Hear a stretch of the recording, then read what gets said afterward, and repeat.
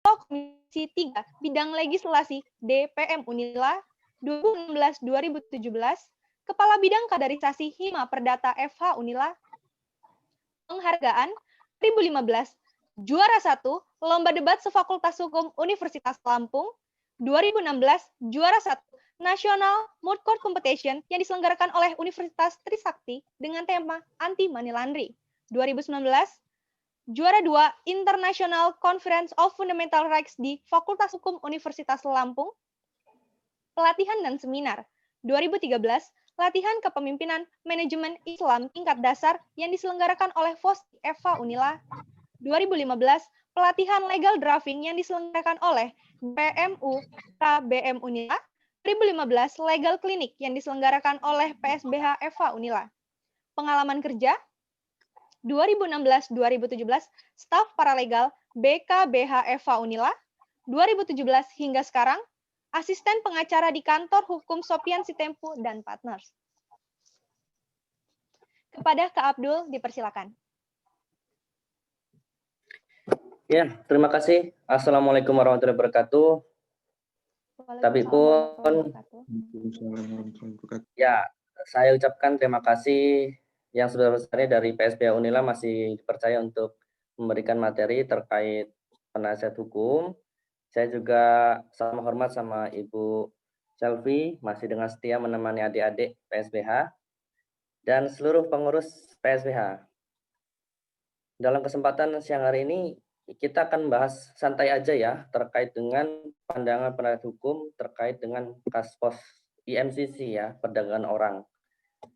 Oke, jadi sebelumnya kalau boleh tahu, pesertanya berarti murni PSBH ya, atau ada dari luar? PSBH, ini dari anggota PSBH, Kak. Oh ya, berarti anak-anak PSBH aja ya. Oke. Jadi begini, menarik sekali. Kita sebelumnya saya mau menyampaikan bahwa inilah momen di mana kita itu bisa menentukan pilihan. Passion kita ini ada di mana sebagai seorang mahasiswa hukum. Karena kalau kita tahu pekerjaan yang paling pastilah relate sejalan dengan sarjana hukum itu satu, hakim, jaksa, pengacara, atau yang pure akademik dosen. Artinya keempat hal ini kalau kalian perjuangkan, insya Allah kalian bisa dapatkan. Lain daripada itu adalah bidang-bidang hukum lain. Saya katakan hukum seharusnya nggak bingung ketika nanti selesai kuliah bekerja di mana atau harus jadi apa, seharusnya nggak bingung. Karena selain daripada empat hal tadi yang pasti, hukum itu ada di setiap bidang. Lini, perusahaan pasti butuh staf legal. Kemudian perbankan pastinya ada juga. Di setiap kementerian pasti juga ada bagian hukumnya. Khususnya kalau BPN itu sering banget bagian hukumnya itu menyelesaikan masalah sengketa tanah terkait dengan SHM sudah dibuatnya. Artinya yang saya mau sampaikan di sini ya, adik-adik kalau udah ikut PSH ini jangan lagi bingung mau seperti apa nanti ke depan. Nggak masalah ketika masih semester 1 wajar mungkin masuk fakultas hukum sebagian besar mungkin dalam tanda kutip ada yang mungkin sebenarnya ditaruh di pilihan terakhir gitu kan, bukan pilihan pertama. Mungkin dulunya pengen masuk universitas mana dengan jurusan ekonomi atau kedokteran atau apa, akhirnya nyemplung ke hukum. Itu hal yang wajar dan nggak jadi masalah. Saya pun seperti itu dulu. Hanya yang jadi masalah ketika kalian tahu dan sadar kalian sekarang ini duduk di fakultas hukum, tapi kalian nggak mau cari tahu apa yang bisa saya dapatkan di fakultas hukum.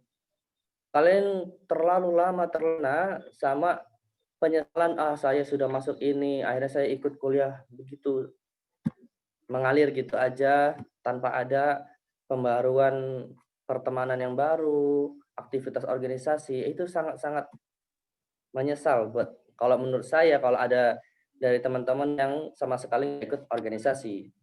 Maka untuk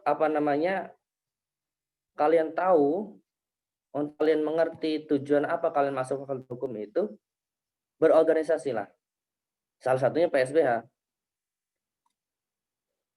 Semester 1 ambil organisasi apapun, untuk kalian pertimbangkan passion kalian. Nanti ketika semester-semester selanjutnya kan sudah harus mengerucut organisasi mana yang relate sama pekerjaan kalian nantinya. Contoh kecil ya, saya misal, ini kita intermezzo dulu sebelum materi ya. Artinya jangan sampai kita di Fakultas Hukum terlalu lama bingung dengan arah dan tujuan. Ketika kalian punya passion untuk menjadi pengacara, karena ini kita lagi lingkupnya membahas penasihat hukum, maka sudah tepat kalau kalian masuk PSBH dan nantinya mencari jaringan dan relasi terkait dengan kawan-kawan senior yang sudah jadi pengacara. Itu sangat membantu kalian nanti ke depan, gitu. Oke, ngomongin tentang pengacara atau advokat ya, dalam undang-undang disebut advokat. Itu teman-teman bisa baca di Undang-Undang 18 tahun 2003. Advokat pada intinya adalah jasa hukum yang memberikan dalam bidang di dalam dan di luar pengadilan dengan ketentuan-ketentuan hukum yang berlaku. Artinya kita sebagai advokat atau penasihat hukum itu bekerja di lingkup baik di luar ataupun di luar maupun di dalam pengadilan. Dalam bahasa hukumnya non litigasi dan litigasi. Nanti saya jelaskan tidak perlu pasal per pasal, kita bahas santai aja. Dan saya mohon lebih banyak kita diskusi aja daripada saya yang bicara terus nanti ya. Oke. 1 jam sangat lama menurut saya kalau saya ngoceh terus gitu kan, nanti kalian yang pusing gitu kan. Jadi adik-adik santai aja. Advokat, mungkin ada ininya, slide-nya kemarin katanya. Kalau ada boleh di-share. Ada nggak kemarin moderator buat? Ada Kak, nanti di-share dari adminnya. Oh, oke. Nah, saya lanjutkan. Advokat itu punya kewenangan mewakili seorang pencari keadilan atau klien ya biasa disebut dalam non litigasi dan litigasi. Non litigasi itu dia terkait dengan negosiasi dan juga mediasi antar para pihak. Jadi kita pengacara itu sebenarnya ketika mendapatkan suatu persoalan dari kliennya, seorang pengacara yang baik tidak melulu harus semua diselesaikan di pengadilan, enggak. Justru pengacara yang baik adalah memberikan saran-saran terbaiknya untuk sebagaimana mungkin diselesaikan secara damai. Contoh kecil, misalkan ada seorang klien datang ke kantor konsultasi, dia ada perjanjian kerjasama pembangunan proyek perumahan misalkan. Dia sebagai pemodal, kawannya sebagai kontraktornya. Udah dibuat perjanjiannya, dia sebagai modal sudah memberikan kita katakan berapa? 20 miliar lah. Dengan tempo pekerjaan berapa bulan. Ternyata si kontraktor ini pada bulan kedua oke masih berjalan. Pada bulan ketiga dan keempat sudah nggak berjalan lagi. Disinilah timbul permasalahan. Dan seorang klien pasti pengennya cepat-cepat kalau bisa uangnya kembali atau bagaimana. Bisa aja kita langsung ke ranah ke pengadilan karena hal ini sudah termasuk yang namanya wan prestasi kan gitu. Seorang yang tidak menjalankan pelaksanaan kewajibannya sebagaimana dijanjikan itu termasuk dengan wan prestasi. Tapi ada cara-cara agar setidaknya tidak melalui pengadilan. Biasanya kami itu lebih dahulu memberikan undangan bahasa halusnya, bahasa ininya ya somasi gitu kan kepada si kontraktor itu biar datang dulu gitu kan ke kantor gitu kan. Kita obrolkan apa Pak masalahnya terkait dengan kenapa kok perumahan ini belum berjalan misal contoh gitu kan. Nanti dia akan mengutarakan.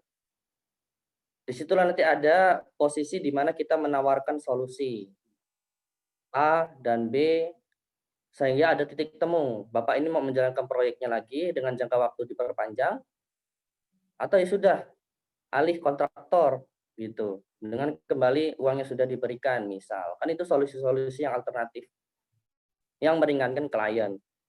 Daripada ke pengadilan itu biaya pasti lebih besar. Nah, Itu dalam ranah perdata ya. Pidana, dalam ranah pidana juga sekarang dikenal juga dengan namanya restoratif justice ya. Atau artinya penyelesaian artinya di luar pengadilan juga, lebih mengutamakan kepada musyawarah gitu ya. Walaupun ada asas hukum yang mengatakan bahwa misalkan dalam hal hutang piutang ataupun penggelapan, penggantian kerugian terhadap hutang itu tidak menghentikan perkara pidananya. Jadi ketika orang sudah berhutang 10 juta ya, atau akhirnya dia kabur ya, akhirnya dilaporkan penipuan, polisi mencari pelakunya ketemu, dia mengembalikan 10 juta. Lantas perkara berhenti? Oh enggak juga, enggak bisa. Perkara tetap jalan. Teorinya seperti itu. Nah, dan patut juga diperhatikan deliknya apa? Aduan ataukah delik biasa ya? Kalau yang delik biasa ya penipuan, pembunuhan. Jadi semua itu ketika perkara sudah dilaporkan dan tersangka sudah ketemu, artinya sudah tahap penyidikan, maka perkara tidak bisa dihentikan. Kecuali kalau itu delik aduan ya, kayak pencemaran nama baik, ya, zina, juga itu delik aduan. Selama si korbannya itu bisa memaafkan dan mencabut, bisa perkara dihentikan. Nah, hal-hal itulah peran advokat di situ. Selanjutnya terkait dengan ranah litigasi. Litigasi, advokat berperan dalam pidana di dalam kompetensi pengadilan pidana, maksudnya perkara pidana, perkara perdata, tata usaha negara, dan lingkup peradilan lainnya seperti MK maupun sengketa Bawaslu dan lain-lain. Sekarang banyak sekali. Ada juga KPPU. Nah, jadi melihat dari pada kewenangannya, pada dasarnya advokat ini mempunyai kewenangan yang sangat luas diberikan oleh undang-undang. Ada dalam pasalnya disebutkan bahwa advokat itu memiliki wilayah hukum seluruh Indonesia. Berbeda seperti jaksa, hakim, polisi. Kalau jaksa, hakim, polisi itu berwenang pada jurisdiksi daerahnya. Kalau jaksa Kabupaten Lampung Timur, ya dia hanya berwenang di Kabupaten Lampung Timur, termasuk hakimnya juga, polisinya juga. Bandar Lampung. Tapi kalau pengacara seluruh Indonesia. Nah, itulah kelebihan daripada advokat. Dia diberikan kewenangan yang sangat luas oleh undang-undang. Hari ini kita kayaknya fokus kepada kompetensi atau perkara pidana dalam hal tindak pidana perdagangan orang seperti itu kan. Jadi kompetensi yang lainnya kita lewati dulu. Dalam perkara pidana, advokat itu juga punya kewenangan yang sangat luas dari tahap penyidikan, penuntutan, pengadilan sampai ke tahap Mahkamah Agung, banding dan kasasi sampai PK. Luas, sepanjang kliennya masih tidak mencabut kuasa. Nah, itu kuncinya. Jadi kunci daripada advokat untuk mendampingi klien adalah surat kuasa. Tanpa ada surat kuasa, kita nggak punya kewenangan untuk mewakili tersangka ataupun terdakwa dalam persidangan. Kemudian biasanya yang perlu diperhatikan ya adalah ketika kita mendapatkan seorang tersangka atau klien ya, itu yang harus diperhatikan adalah ketentuan undang-undangnya.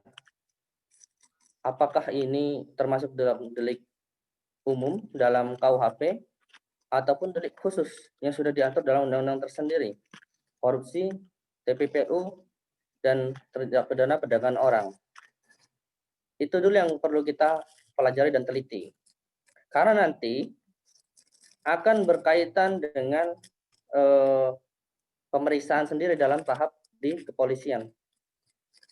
Ada hal-hal administrasi dari penyidik yang perlu kita perhatikan. Pertama, contohnya misalkan ketentuan undang-undang tindak pidana orang ini yang ancaman pidana di atas 5 tahun, maka dia wajib didampingi penasihat hukum. Wajib ya. Yang tadinya hanya hak didampingi, tingkatnya menjadi wajib. Jadi kalau di bawah pidana 5 tahun itu sebenarnya hanya berhak. Jadi tanpa didamping nggak masalah. Tapi kalau di atas 5 tahun dia wajib ada PH, ya. Kemudian juga tentang administrasi penyidikan seperti surat penangkapannya, surat panggilannya ada tidak, surat panggilan, penangkapan, penahanan, plus masa penahanan juga kita teliti. Karena dalam KUHP itu mengatur masa penahanan di tingkat penyidikan 20 sampai 30, 20, kemudian diperpanjang lagi 30 ya. Nanti dibaca aja dalam KUHP pasalnya di bab penahanan. Kemudian setelah lewat 20 plus 40 ya tadi saya katakan, naik ke tingkat penuntutan. Namanya pra penuntutan. Itu ada waktu tambah aja 30 plus 20. Terus nanti di pengadilan ada lagi penambahan masa penahanan. Nah, itu ada konsekuensinya. Apabila surat panggilan atau surat penangkapan, penahanan, penyitaan itu tidak dilakukan sesuai dengan prosedur KUHP, dan juga masa penahanannya sudah lewat, dari masa penahanan tidak diperpanjang, maka demi hukum tersangka itu harus dibebaskan. Ya, tidak jadi dibawa ke pengadilan dalam hal masa penahanannya sudah melewati batas. Tapi kalau ada surat panggilan sampai kepada penyitaan itu juga tidak ada, ataupun diberikan namun sudah lewat waktunya, artinya sudah ditahan dulu baru diberikan surat penahanan, ditahan dulu baru dibuat surat penangkapan.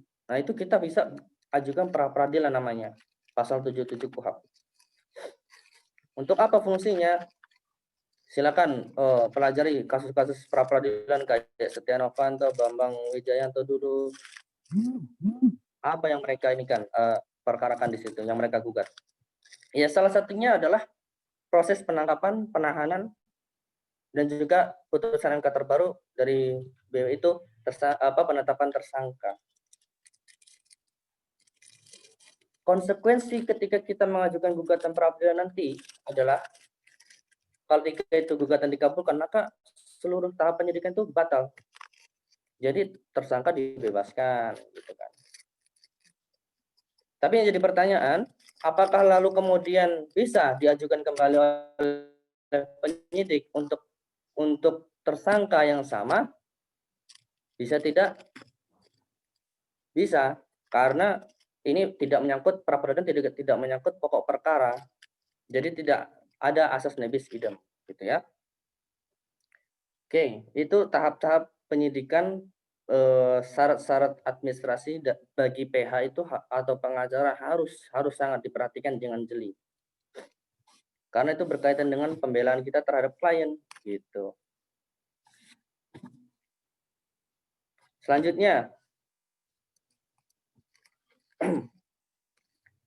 terkait dengan pembedahan kasus posisi, saya baca tapi tidak secara detail ya. Kurang lebih kalau saya amati ada perusahaan keagenan yang menyalurkan agen-agen pekerja untuk dipekerjakan di kapal-kapal laut di asing. Kurang lebih seperti itulah, dan terjadi eksploitasi seperti ya. Nah, kita dalam praktek di dunia pengacara, biasanya kalau klien itu bercerita masalah permasalahan hukumnya, kita akan buat namanya legal opinion, pendapat hukum. Pendapat hukum akan terdiri dari yang namanya kronologi. Satu, kronologi bagaimana tindak pidana itu dilakukan. Disinilah seorang pengacara itu perlu sangat teliti dan bersikap skeptis. Bersikap skeptis itu artinya kita mencoba menguji cerita dia benar atau tidak, gitu. Karena seorang pengacara ya seharusnya seperti itu juga, bukan berarti begini. Ketika jangan jadi ada klien datang ngomong hal apa ya tentang perkaranya, kita tidak mengujinya, padahal itu suatu hal yang bohong. Dan ketika kita mengambil suatu langkah hukum dari suatu cerita yang tidak didasarkan fakta sesungguhnya, malah akan menyebabkan kerugian daripada klien itu sendiri dan juga khususnya pengacaranya. Nanti pengacaranya ngambil kesimpulan yang salah, seperti itu. Saya ambil contoh seperti ini. Datang, dia memberikan laporan polisi namanya, kan seperti itu. Saya dipanggil nih sama kepolisian Polda Lampung misal, pada hari ini, terkait dengan tindak pidana perdagangan orang gitu kan. Ceritalah, kenapa kok bisa seperti ini kan? Bapak itu cerita, saya sudah punya perizinan yang lengkap terkait dengan TK tenaga kerja, semua perjanjian sudah ada. Kemudian saya berangkatkan dan semuanya sudah dalam keadaan baik gitu kan. Singkat cerita, dia pokoknya dapat panggilan aja gitu kan, tanpa ada mungkin celah-celah hukum yang bisa dikenain dengan Undang-Undang Tindak Pidana Perdagangan Orang. Oke Pak, kita akan buatkan LO-nya seperti itu Pak. Artinya di sini Bapak tidak ada kesalahan ya, karena unsur daripada tindak pidana itu yang pertama adalah adanya kesalahan itu sendiri, skuld, mens rea, ada niat jahat dan kesalahan. Kalau memang seperti itu, terus pengacaranya akan mengkajinya dari kronologi, ada perjanjiannya, ada persetujuan dari keluarganya, kemudian keadaannya sudah diperiksa dalam keadaan sehat. Nanti di persidangan ternyata dia terbukti berbohong, kita yang salah. Nah, artinya jangan sampai seperti itu. Tetap ditanyakan dulu. Ada pertanyaan 5W plus 1H, seperti wartawan lah. Apa? Kenapa dan selanjutnya bagaimana gitu kan? Kenapa kok Bapak mau atau akhirnya setuju untuk mempekerjakan dia gitu kan, si korban ini gitu kan? Kemudian bagaimana hubungan Bapak dengan apa namanya perusahaan asing itu gitu kan? Memang perusahaan asing itu sudah terakreditasi atau hal-hal lain lah yang mencoba menguji pertanyaan daripada klien itu, sehingga akhir kesimpulan klien itu mau nggak mau harus terbuka. Nah, jadi kunci pertama dalam mendapatkan suatu pembedahan kasus, ya kita kalau dalam praktik adalah membuat legal opinion, kunci pertama adalah klien harus terbuka, jujur dengan apa tindak pidana yang dia lakukan. Jujur kepada kita bukan dalam arti kita nanti akan nurut, maksudnya bekerja sama dengan penyidik dan kejaksaan, udah kita nyerah ya dia salah, seperti itu enggak. Artinya agar jelas pasalnya apa dan yang dikenai oleh penyidik itu benar atau tidak. Kalaupun apa namanya dia benar melakukan tindak pidana kejahatan tapi pasalnya salah, maka itu kan jadi celah hukum. Disitulah pengacara bermain pembelaannya kan, agar nanti hakimnya juga memberikan putusan mungkin putusan yang bebas dari segala tuntutan konsela. Dia melakukan tindak pidana tapi bukan suatu kejahatan contohnya, atau melakukan tindak pidana tapi pasalnya salah gitu kan. Itu hal-hal seperti itu yang perlu dikaji. Kemudian kronologi sudah terbentuk nih, atau dari kaspos ini sudah kita kembangkan. Karena kalau dari kaspos yang saya baca, itu kan masih sangat umum nih. Kita harus melihat terlebih dahulu dari kaspos itu, siapa pihak-pihak. Ya, kalau tadi kronologi sudah disusun, tentukan pihak-pihak. Karena dalam hukum pidana, itu pelaku pidana itu kan hanya orang ya, dalam KUHP ya, hanya orang KUHP. Pertanyaannya, apakah badan hukum atau korporasi jadi bisa dipidana? Karena dia bukan orang dalam ranah KUHP, subjek yang bisa dipidana. Maka itu yang perlu kita teliti. Dalam KUHP hanya orang memang. Tapi dalam undang-undang khusus seperti tindak pidana korupsi, korporasi atau badan hukum itu juga dimasuk dalam subjek hukum tindak pidana. Maka dia dapat dikenakan sanksi pidana. Siapa yang kena? Nanti baca undang-undangnya. Itu pengurus dan direksinya. Kembali ke pelajaran hukum pidana, kalau teman-teman ada di semester 1 atau 2, nanti ada yang namanya player, don player, made player, youth player, dan lain-lainnya itu. Siapa yang menjadi pelaku pidana asli sesungguhnya, player, siapa yang menyuruh, don player, dan siapa turut serta made player, dan seterusnya itu harus kita rinci. Misal dari kaspos yang kita baca ini, yang menjadi pelaku utamanya itu siapa? Saya lempar ke kalian aja. Misalkan si A lah. Si A ini bertindak sebagai direktur. Tulis si A sebagai direktur perbuatan yang dilakukan adalah bla bla bla bla. Itu kan nanti yang menyuruh juga siapa? Tulis. Dia disuruh oleh siapa, ya kan? Menyuruh siapa. Terus dipisah-pisah itu. Karena nanti mereka tuh bebannya akan masing-masing, beban tuntutannya seperti itu. Dan dari pemilihan itu kita juga bisa tentukan siapa nih aktor yang akan kita angkat dalam delegasi kita atau dalam tim kita nantinya, seperti itu.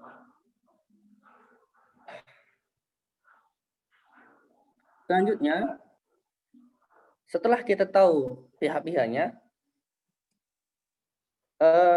buat isu hukumnya. Kita sebagai penasihat hukum di sini, isu hukumnya mau buat seperti apa? Satu, apakah pihak-pihak yang dimaksud tersebut benar telah melakukan tindak pidana perdagangan orang? Dua, apabila iya, bagaimana upaya hukum atau alasan pemaaf dan alasan pembenar yang dapat meringankan beban pidananya? Kan seperti itu. Tugas pengacara itu bukan hanya dalam arti membebaskan, tapi dia meringankan juga. Jadi kalau memang salah ya salah, tapi setidaknya kita berada pada posisi mempertahankan hak-haknya. Pertanyaannya seperti ini. Adilkah seorang ibu-ibu yang mencuri kayu di hutan milik perusahaan dipidana dengan penjara 5 tahun sesuai dengan pasal 362? Adilkah? Kan nggak adil. Artinya kita perlu cari sisi-sisi lain dari pelaku ini. Faktor ekonominya, sosialnya, bagaimana? Kalau ekonominya lemah dan mungkin sosialnya baik ya sama masyarakat atau sama negara atau perusahaannya dapat itu kan bisa jadi hal-hal yang meringankan. Perusahaannya ada memberi apa namanya itu dalam perusahaan kalau memberi ke masyarakat kok jadi lupa saya. Pokoknya sumbangsi dari masyarakat dari perusahaan ke masyarakat itu jadi nilai poin juga yang harus diteliti. Tentukan isu hukumnya dan jelaskan dalam analisis kalian. Seperti kalian membuat makalah atau jurnal, ada rumusan permasalahannya. Dijabarkan dalam analisa kalian. Gitu. Nanti isu hukum satu terjawab nih. Ternyata yang melakukan tindak pidana ini. Jadi yang jadi aktornya bisa diangkat. Dan ketika aktor sudah kalian jadikan pelaku utama, maka kira-kira hal-hal apa yang bisa meringankan pelaku ini seperti itu. Kemudian analisis itu harus merujuk pada ketentuan undang-undang terkait. Ya. Seperti yang saya katakan tadi, apakah ini dalam masuk ranahnya pidana umum biasa, pidana umum atau sudah masuk pidana khusus? Dicari. Ini terkait apa sebenarnya? Asas legalitas, nulum delictum dan seterusnya itu. Tiada pidana tanpa ada aturan undang-undang yang menyatakan itu salah. Kurang lebih seperti itu. Jadi analisisnya merujuk pada undang-undang terkait. Sudah nih dirinci. Ternyata undang-undang terkaitnya kena undang-undang tindak pidana korupsi perdagangan orang. Masuk kepada pasal. Pasal mana yang kira-kira tepat gitu. Saya belum terlalu merinci terkait undang-undang tindak pidana korupsi, tapi setidaknya kalian harus bedah pasalnya, pasal mana yang tepat. Dalam setiap pasal itu pasti rumusannya adalah setiap orang dan seterusnya. Setiap orang ini karena rinci lagi yang saya jelaskan di atas tadi. Siapa pelaku-pelakunya, baik yang utama, menyuruh, dan seterusnya tadi itu. Dan tinggal dipilah-pilah unsurnya dalam tindak pidana perdagangan orang. Kalau nggak salah saya baca itu ada perekrutan, pengangkutan, dan lain-lain. Ada unsur paksaan, pengancaman. Nah, itu kalian uraikan. Nah, kuncinya dalam membedah pasal, kalau pasal itu kalimatnya itu tidak kata penghubungnya itu dan, berarti dia bersifat kumulatif. Artinya setiap unsur yang ada dalam pasal itu harus terbukti. Unsur setiap orangnya terbukti, unsur perekrutannya terbukti, unsur pengangkutan dan ancaman dan segala macamnya. Ada penghubung dan ataupun dalam kalimat terus ya, koma-koma. Itu maka harus terbukti semuanya. Tapi kalau ada penghubungnya atau, maka itu bersifat alternatif, tidak harus semuanya terbukti. Disitulah kita nantinya bermain, karena kita bisa membuat pledoi atau nota pembelaan jika dalam fakta persidangan ternyata jaksa tidak bisa menjelaskan, tidak bisa membuktikan unsurnya secara keseluruhan, hanya parsial. Oh iya, perusahaan ini merekrut, tapi sebenarnya tidak mengancam, tidak apa segala macam, nggak bisa. Ya, itu. Selanjutnya terkait dengan lokus dan tempusnya. Ini berkaitan dengan laporan polisinya akan dilakukan di mana. Jadi nanti kalian bisa dengan tim itu merancang lokusnya itu akan di mana ya. Misalnya tindak pidana itu dilakukan di wilayah Lampung Selatan, maka yang berwenang adalah secara jurisdiksi laporannya ke sana, ke Polres Lampung Selatan. Tapi ada ketentuan undang-undang, silakan dibaca aja. Bisa juga ranahnya naik ke Polda ataupun bahkan ke Polri dalam hal tindak pidana ini memang butuh menyita perhatian publik ataupun memang perkara-perkara sulit, itu ada Perkapolrinya. Tersangkanya tidak ditemui atau barang buktinya sangat sulit, itu sudah tingkat Polda dan Polri, itu ada Perkapolrinya. Tapi kalau perkara masih sangat mudah, tersangkanya ada, barang buktinya mudah, itu masih mudah, perkara tingkat mudah. Menentukan lokus dan tempus itu untuk menentukan di mana nanti laporan itu dibuat, penyidiknya siapa, dan juga kewenangan daripada pengadilan. Sebagaimana kita tahu, kompetensi pengadilan itu ada dua ya, absolut dan relatif. Kalau ini sudah jelas tindak pidana perdagangan orang, kita belum ada ya pengadilan khusus seperti korupsi, jadi masih ranahnya pengadilan negeri. Tinggal pengadilan negeri mana nih yang berwenang?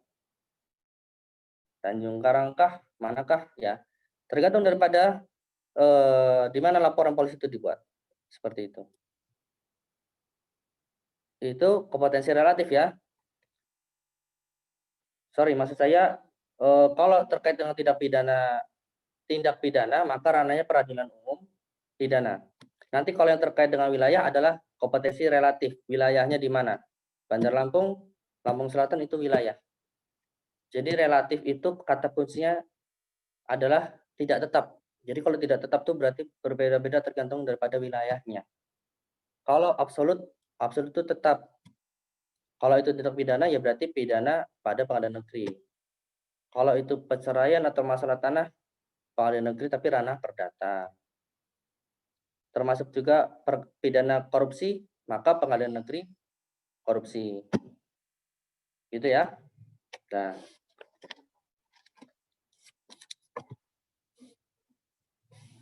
mungkin dari saya itu dulu.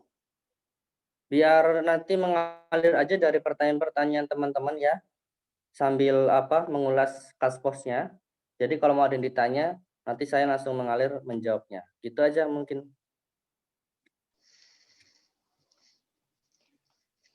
Baik, terima kasih kepada Kak Abdul karena telah memberikan pemahaman materi bagi kita semua.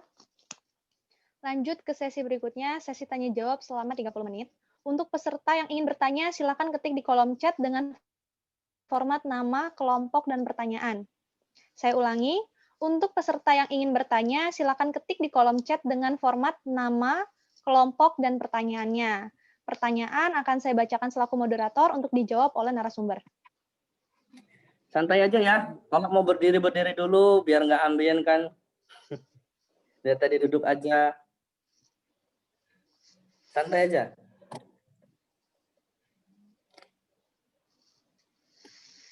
Ada berapa peserta ini, moderator? Bentar, Kak.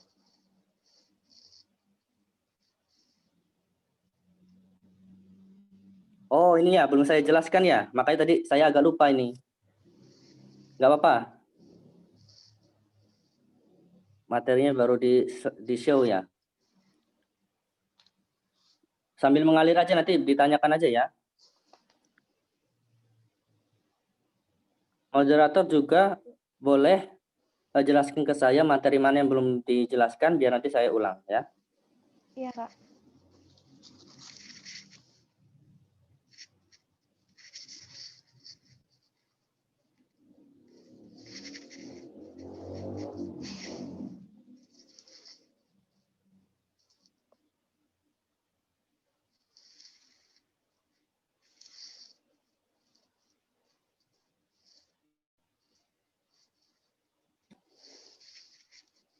Untuk yang ini bertanya bisa langsung ditulis aja ya pertanyaannya di kolom chat.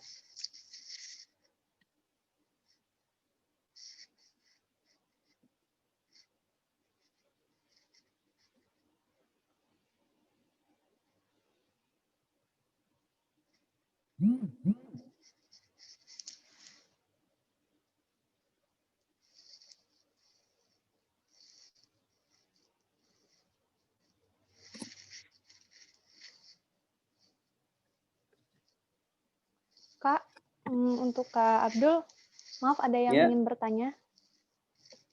Ya, silakan. Dari Baikuni Sesunan Aji. Izin bertanya, Kak. Nama saya Baikuni Susuna Aji, NPM, oke. Dari kelompok 6, Kak izin bertanya, jika terjadi obskur label, apakah tuntutan yang disampaikan oleh penuntut umum terhadap tersangka bisa batal demi hukum? Ya, sudah.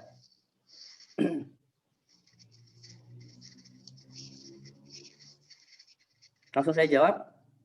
Iya, Kak. Langsung saya jawab ya? Oke, baik Kunia. Ini pertanyaan dengan sebenarnya materi eksepsi. Boleh dikasih slide-nya terkait nota keberatan?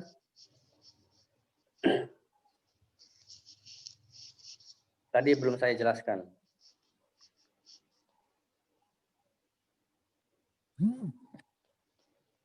Ada? Bisa? Ya, dari adminnya, Kak. Oh. Ya, sambil menunggu adminnya, jadi sebenarnya gini. Surat dakwaan itu kan harus mengacu pada pasal 184 ayat 2 huruf A dan B KUHP. Itu saya ingat betul karena saya sering ulang-ulang dulu waktu kita masih MCC dulu.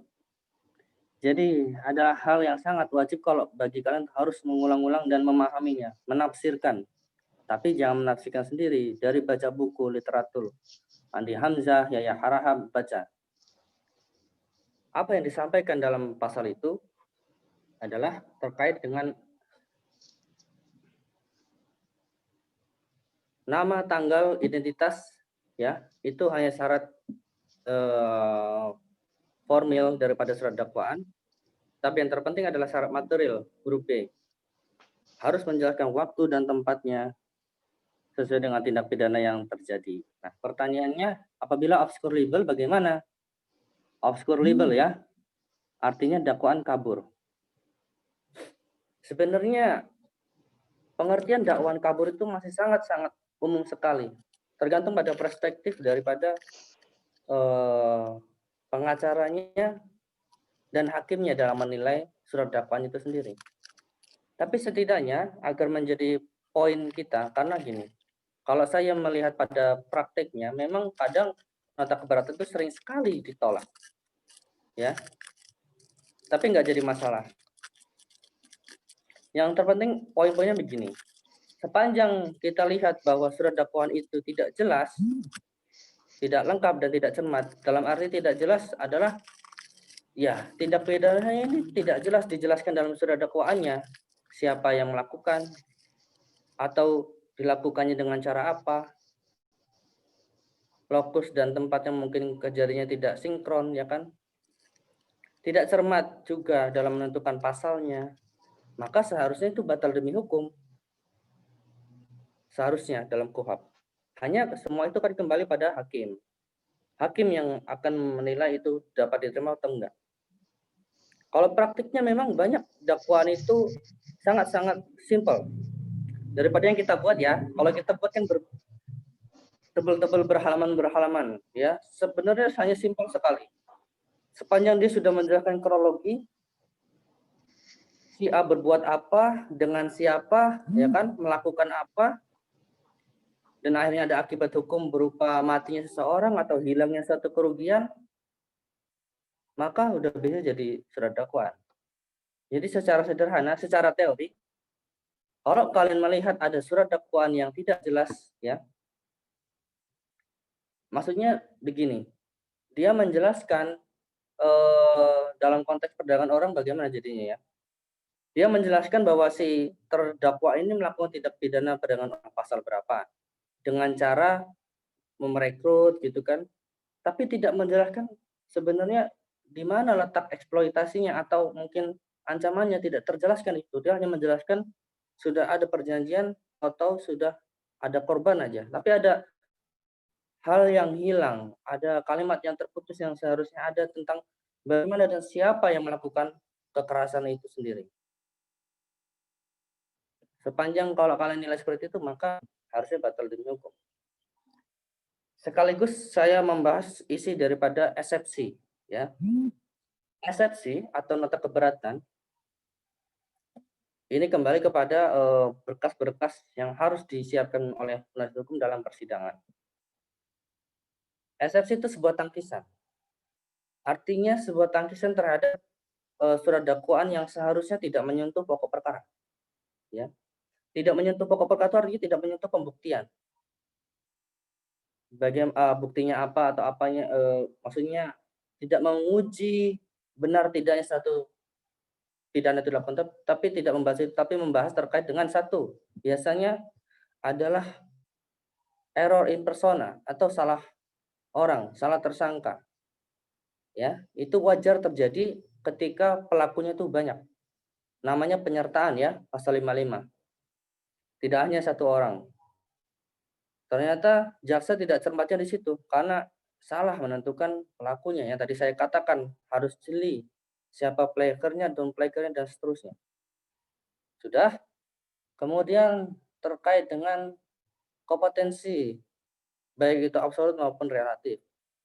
Sudah tadi saya jelaskan. Kalian bisa jelaskan misalkan, oh ini tindak pidana di luar negeri nih. Seharusnya pengadilan mana, gitu kan? Maka kalian harus baca asas-asas dalam hukum pidana itu asas personal aktif, nasional pasif, personalitas dan nasional aktif ya. Itu pahami. Kemudian dua hal itu sudah terkait dengan mungkin bisa juga kalian masukkan ada prosedur-prosedur yang tidak dilalui secara hukum. Ya. Nggak apa-apa. Misalkan tidak didampingi penasihat hukum karena ini pidananya di atas 5 tahun.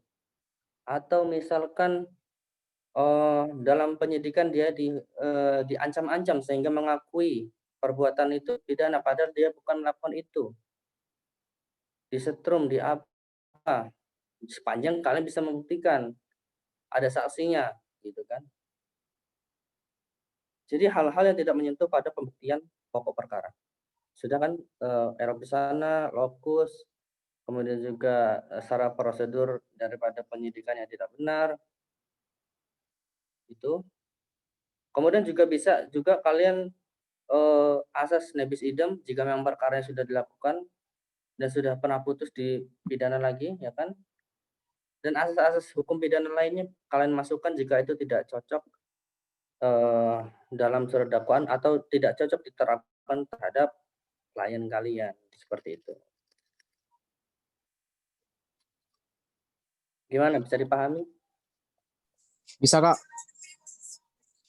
Terima kasih, Ya. Kak, atas jawabannya, Kak. Oke.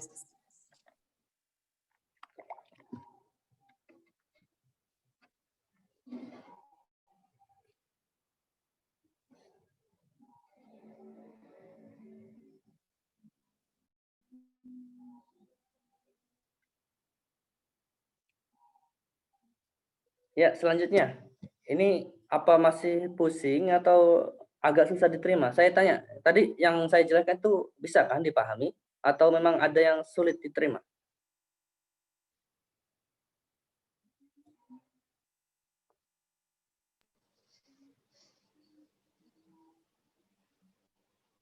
Bagaimana?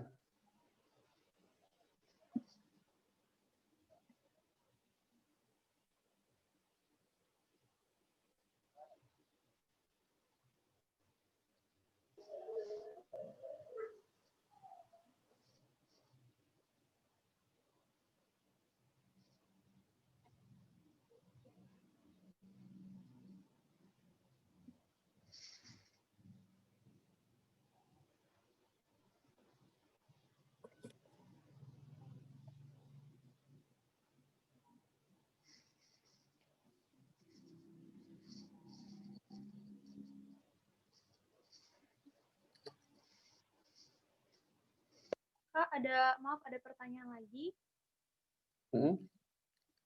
dari Zaki Aulia Yanis. Untuk Zaki bisa pertanyaannya dimasukin ke chat aja ya, biar nanti dibacain. Atau enggak langsung dihidupin aja mikrofonnya, enggak apa-apa langsung. Oh, iya. Udah Kak, udah ada. Jadi kita ada diskusinya gitu, biar ada diskusinya, kalian aktif aja mikrofonnya, nggak apa-apa. Iya. Baik. Untuk Zaki Aulia Yanis, nggak apa-apa, bisa dibuka voice note-nya. Baik, Kak. Assalamualaikum warahmatullahi wabarakatuh. Ya, waalaikumsalam. Perkenalkan, nama saya Tiran Zaki Aulia Yanis, NPM 2012-011-237 dari kelompok 1. Ingin izin bertanya, Kak. Bagaimana tindakan kita sebagai penasihat hukum jika klien tersebut memang benar-benar salah, dalam artian klien tersebut memang melakukan tindak pidana, pasal yang dikenakan kepada klien adalah benar, dan tidak ada alasan pemaaf. Apakah kita bisa menolak perkara tersebut atau harus diperjuangkan gitu, Kak? Terima kasih, Kak. Ya, oke. Pertanyaan memang biasa dipertanyakan kepada kita selaku pengacara. Dalam arti gini, kadang kita sering kali dinilai bahwa itu orang sudah melakukan pembunuhan, 5 orang mati secara brutal di mutilasi, kok masih dibela? Nah, di masyarakat timbul pertanyaan kayak gitu. Berarti pengacara ini artinya kejam juga. Sebenarnya enggak. Istilahnya seperti ini. Pengacara itu tidak identik dengan kliennya. Dalam arti tidak identik adalah pengacara tidak bisa dipersamakan dengan perbuatan daripada kliennya. Nah, menjawab pertanyaan tadi, boleh atau enggak diterima perkaranya, misal dia sudah pasti melakukan tindak pidana, berdasarkan pengakuannya, dia sudah ngomong, dia melakukan ini, pembunuhan, atau apa, bagaimana sikap kita? Ya, undang-undang atau kode etik advokat memberikan peluang untuk menolak dalam arti kalau itu berdasarkan hati nurani. Hanya saja itu hati nurani daripada penasihat hukum atau pengacaranya. Jadi bersifat subjektif banget. Bisa jadi menurut masyarakat hati nurani itu harus ditolak, tapi kan bisa jadi menurut penasihat hukum atau pengacaranya nggak ditolak. Ya, jadi diterima atau enggak itu bergantung kepada pengacaranya itu sendiri. Kalaupun diterima, itu bukan jadi hal yang buruk bagi pengacara itu sendiri. Karena memang sudah tugasnya, itu tadi, dia tidak identik dengan kliennya.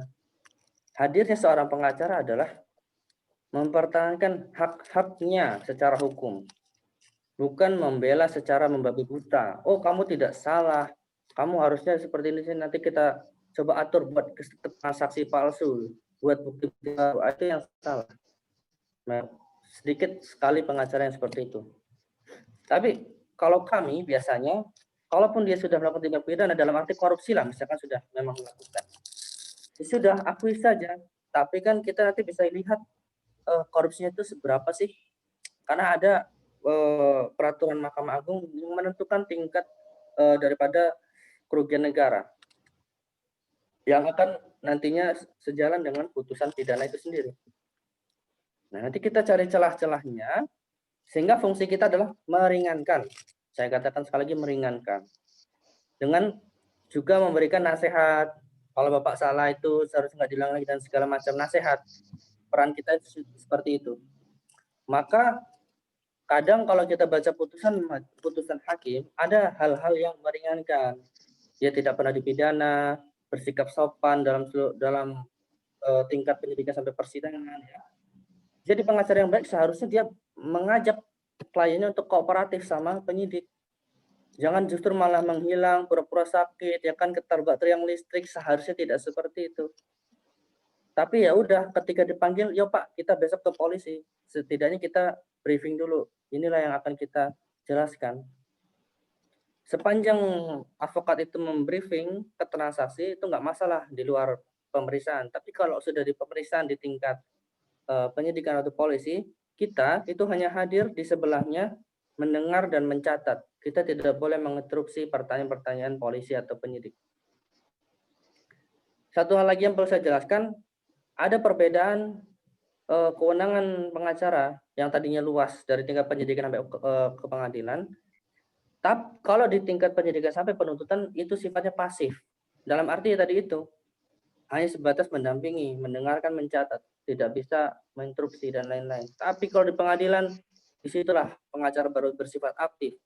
Dia membela sungguh-sungguh dengan membuat eksepsi, pledoi, menghadirkan bukti-bukti yang bisa membela kliennya sehingga tujuan utamanya bebas ataupun meringankan. Gitu ya, bisa terjawab ya. Sekali lagi silakan. Baik Kak, terima kasih. Ada pertanyaan lagi.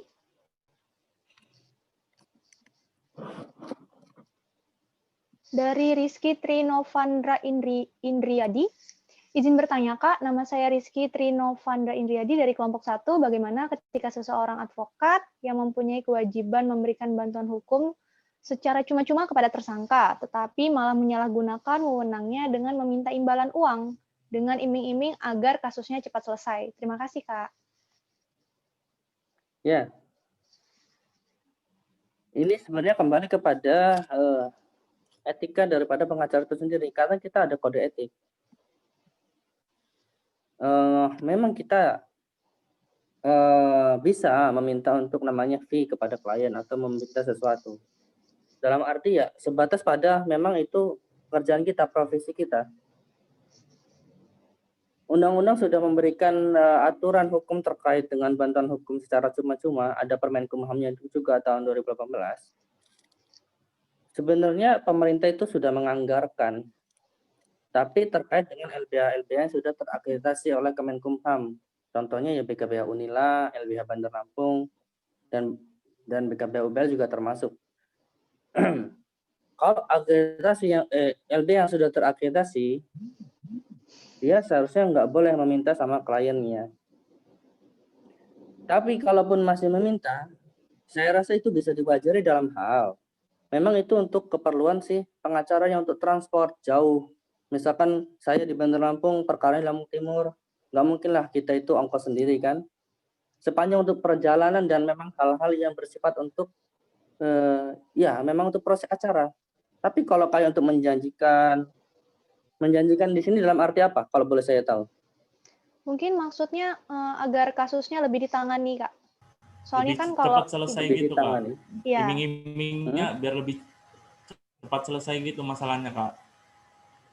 Cepat selesai. Oke. Iya.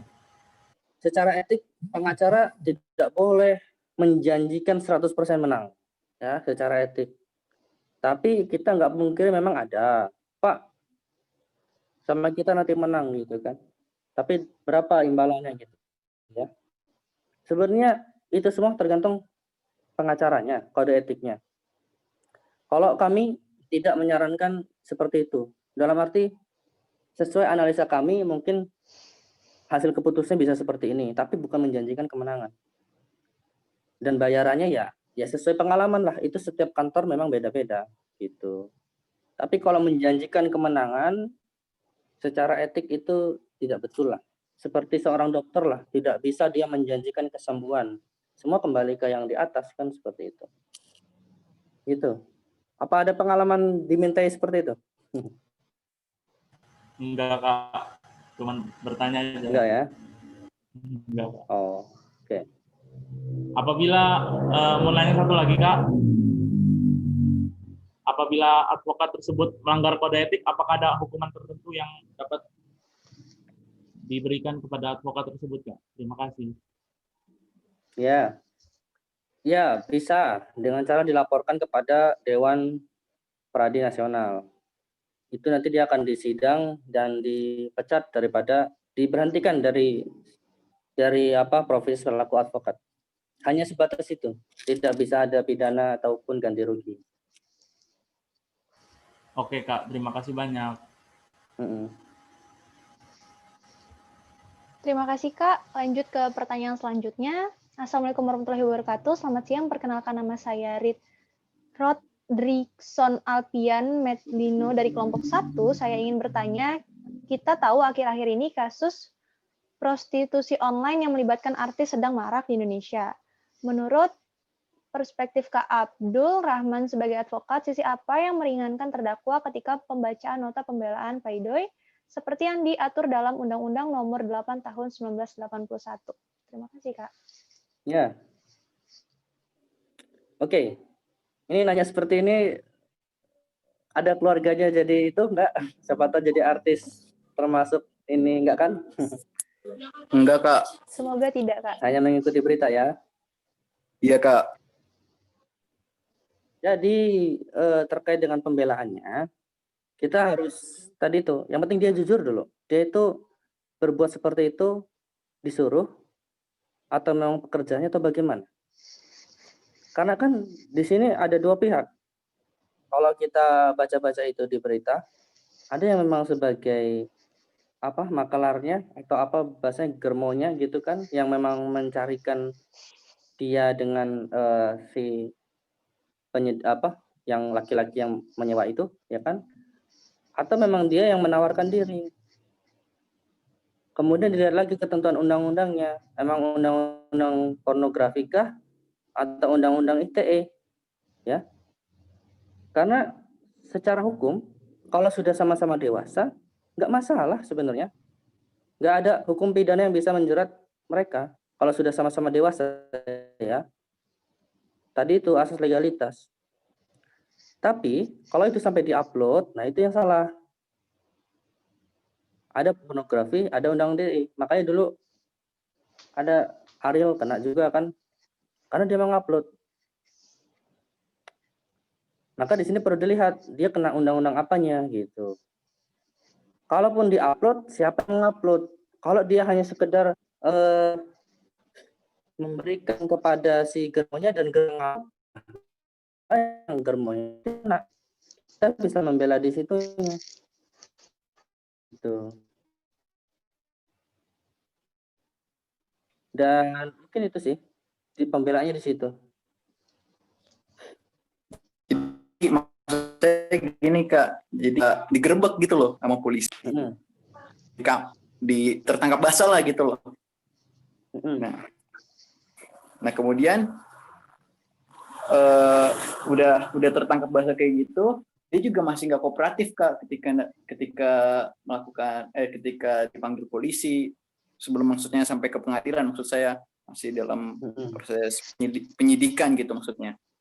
Sisi apa maksud saya yang bisa bisa meringankan dia dengan sikap dia yang udah salah dan nggak kooperatif itu, gitu maksudnya, Kak. Ya iya, artinya maka di sini kita posisinya di mananya nih? Kalau di posisi sudah dari awal kita membiarkan dia kok tetap nggak kooperatif, mending nggak usah kita bela sekalian, karena kita sudah menyarankan. Tapi kalau ternyata sisi kita ini hadir di pengadilan ketika dia sudah di persidangan dengan sikap yang seperti itu, ya sebagaimana mungkin kita tetap nasihati dia untuk berkooperatif. Tapi masalah hukum ini nggak bisa ditafsirkan atau disimpulkan tanpa hal yang jelas. Dia kena undang-undang apa nih? Kalau dari cerita kamu cuma gara-gara digerebek, ya kan?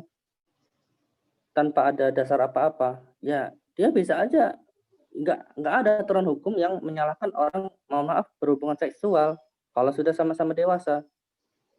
Mungkin polisi itu hanya bisa menggerebek untuk dalam arti mungkin perizinan hotelnya yang nggak ada atau apa, ya kan? Kecuali ternyata polisi menggerebek itu karena si perempuan itu tadi itu sudah menawarkan diri lewat media sosial gitu kan.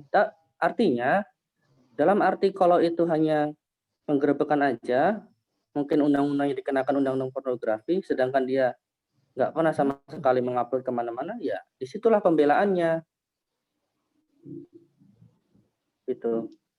Oke, Kak. Suka sama suka nggak bisa dipidana. Pembelanya Oke. di situ. Heeh.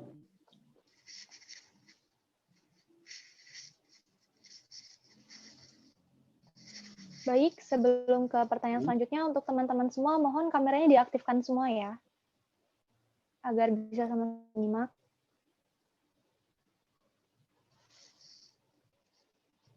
Kameranya mohon diaktifkan semua ya, teman-teman.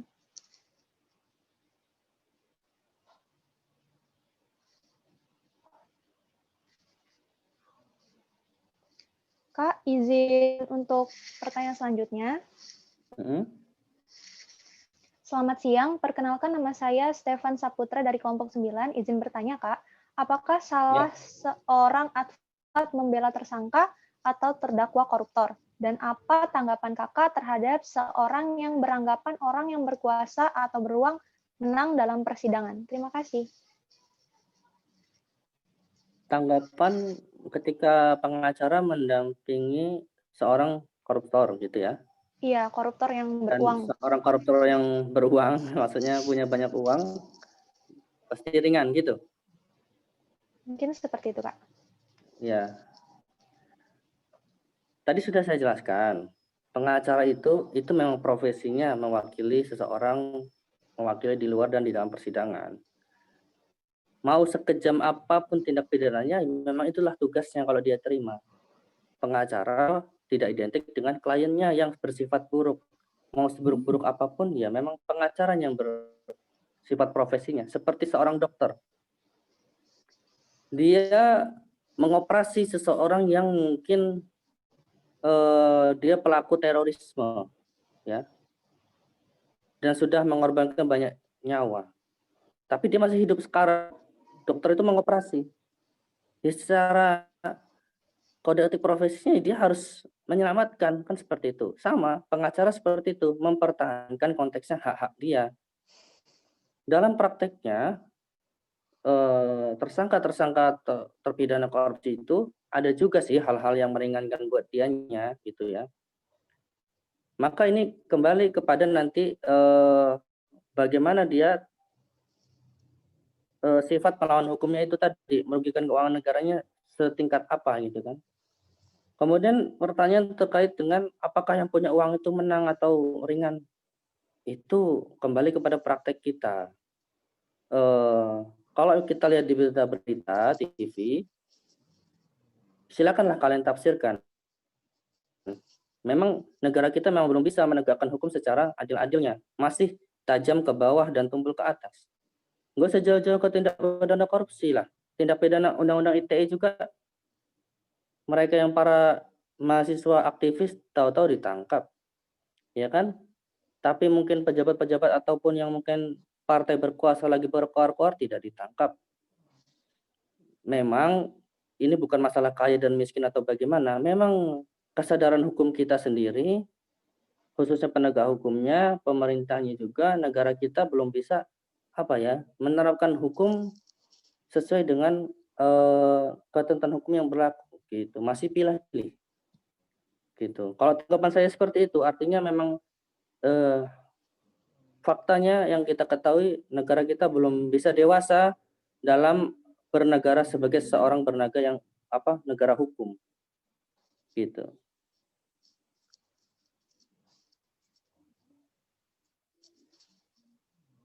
Baik, Kak. Terima kasih untuk jawabannya. Untuk kepada teman-teman lain yang ingin bertanya, bisa langsung menghidupkan mikrofonnya dan kameranya biar lebih interaktif lagi webinar pada kali ini.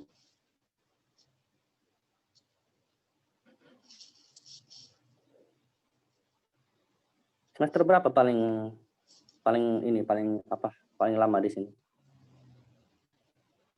Untuk pesertanya atau bagaimana, Kak? Pesertanya. Dari 2020-2019. Oh. 19. Berarti sudah semester 4 ya? 3, Kak. Iya, 3.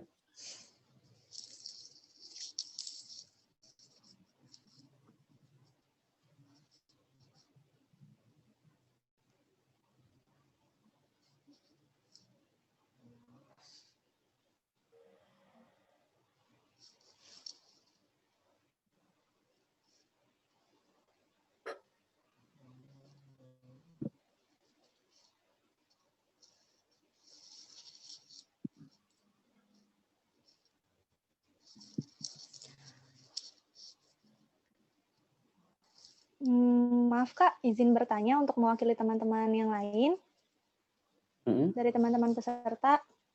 Mungkin untuk mengisi waktu, Kakak bisa sharing nggak Kak, bagaimana pengalaman Kakak setelah lulus dari Fakultas Hukum langsung kerja di kantor advokat gitu? Apakah ada yang bisa diberikan tips-tipsnya untuk mahasiswa kita yang masih kuliah gitu Kak? Atau organisasi, atau buku referensi, atau apa gitu? Ya. Kalau kamu sendiri maunya kemana? Dari moderator nih, saya tanya dulu nih. Kalau saya rencananya insya Allah pengen ke Jaksaan Kak, kalau keterima. Oh, iya. Banyak kok PSBH alumni kita kejaksaan. Jadi gini ya, untuk teman-teman semua, kadang jadi pertanyaan loh, maksudnya gini, kenapa lulusan sarjana hukum kok masih banyak faktanya ya, masih banyak yang mungkin bingung mau kerja di mana. Sehingga karena bingung itu dia jadi lebih milih untuk di rumah aja. Padahal jelas tadi saya katakan, dia bisa jadi hakim, jaksa, pengacara, ataupun profesi dosen. Maksud saya dosen. Sedangkan kalau kita tanya sama anak-anak kedokteran yang lulus ya, yang lulus kedokteran, dia jadi apa? Hampir semuanya pasti jadi dokter. Hanya kecil yang nggak jadi dokter, kecil bagian. Mereka yang hanya satu bidang pun bisa jadi dokter. Kita yang banyak bidangnya kenapa enggak? Permasalahannya adalah karena kita sendiri nggak tahu apa tujuan atau apa yang bisa dicari sebagai mahasiswa hukum. Itu, temukan dulu permasalahannya. Jadi, untuk dapat kalian tuh tahu bagaimana tujuan atau menjadi mahasiswa hukum, sudah bagus kalian berorganisasi, khususnya ikut PSBH. Karena dengan berorganisasi, itu kalian membuka pikiran kalian akan langkah tujuan kalian ke depan setelah lulus nanti kemana. Contoh kecil ya, kalau ikut MCC, nggak jauh-jauh dari keinginan jadi hakim, jaksa, pengacara, ya. Saya ambil contoh 3 hal ini aja yang sudah konkret. Seperti saya, pengacara, saya nggak berpikir baru-baru kemarin aja jadi pengacara, enggak. Ya.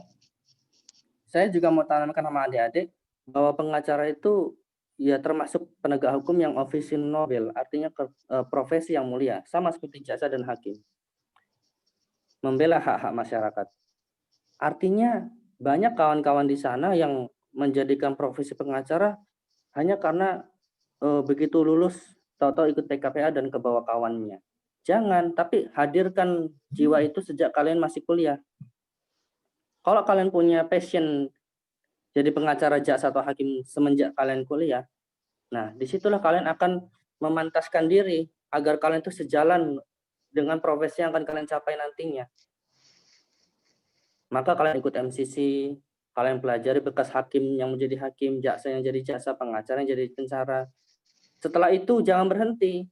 Semester-semester akhir nanti 6, 7, 8 salah kalau kalian hanya fokus sama skripsi.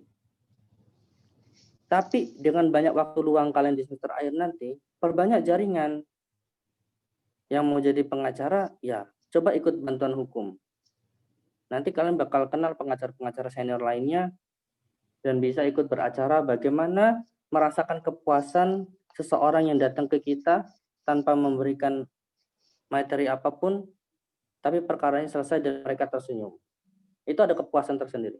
Begitupun yang pengen jadi jaksa, dekatilah senior-senior yang sekarang jadi jaksa, kayak Kak Mutia, Kak Ferdinand, kontak-kontak aja, nggak usah sungkan. Nanti dikasih tips-tipsnya. Dan kalau saya amati, angkatan kita ini sejak 2017 tuh dipermudah CPNS-nya. Lebih fair. Kalian bisa mudah tinggal belajar aja dari tutorial CPNS. Dan dengan kalian pernah ikut MCC, itu jadi nilai lebih buat sesi wawancara nanti sama jaksanya. Atau sama law firm di kantor-kantor law firm di Jakarta atau di sini, itu jadi catatan tersendiri gitu. Jadi tips-tipsnya itu berorganisasi, carilah organisasi yang sejalan dengan tujuan kalian bekerja nanti, ya, dan pastikan kalian punya kenalan di bidang yang kalian mau. Jadi ketika kalian lulus nanti nggak bingung arah. gitu. Sejauh ini gimana? Kalian sudah ada belum kenalan itu? Nah, kalau belum, PSBH banyak, bisa kalian tanya-tanya. Baik Kak, terima kasih. Sama ada pertanyaan lagi Kak. Kemarin kan Kakak juara 1 nih. Bisa ceritain nggak tuh Kak, pengalamannya bagaimana gitu? Karena jujur aja kan kita nggak semuanya bisa mendapatkan pengalaman itu. Jadi bisa diceritakan. Ya, sebenarnya juara 1 karena tim ya. Karena tim. Kebetulan waktu itu kakak udah di semester akhir. Jadi bukan saatnya lagi kakak itu ego untuk jadi hakim, jaksa, atau jadi yang tim yang di depan.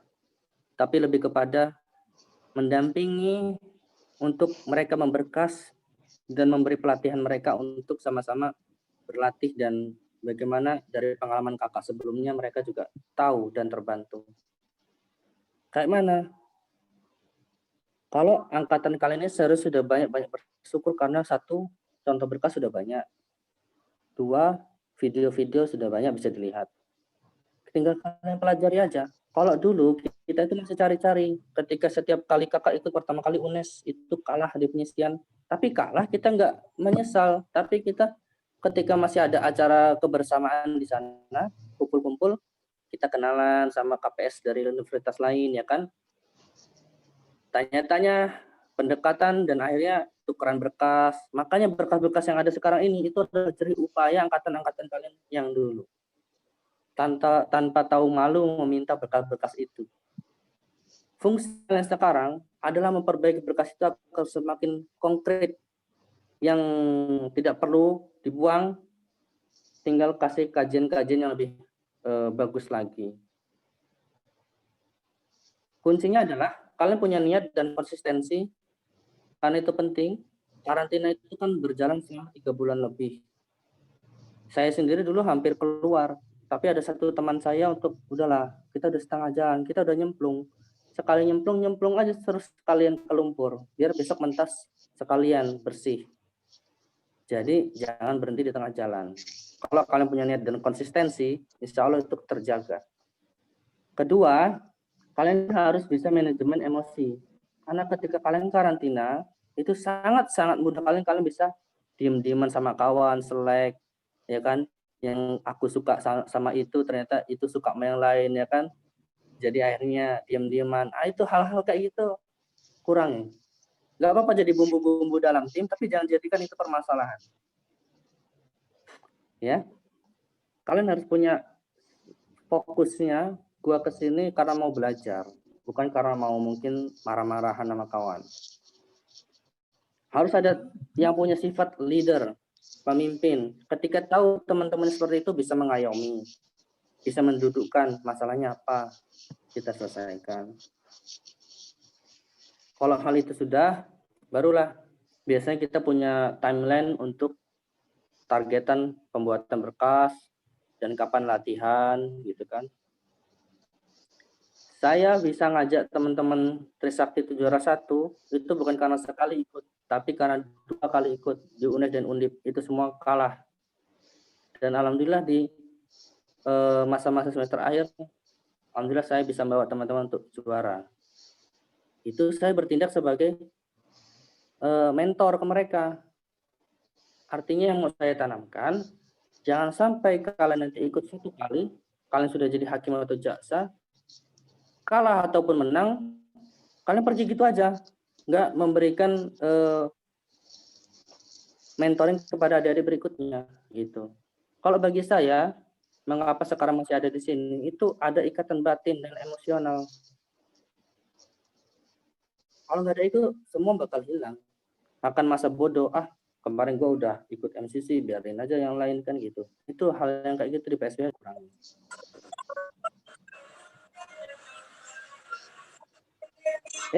Asal kalian tahu aja ya,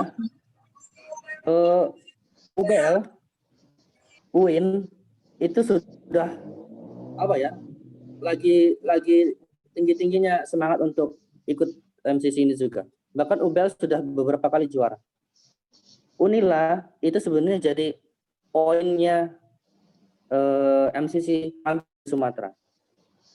artinya kalian tuh punya nama di Sumatera.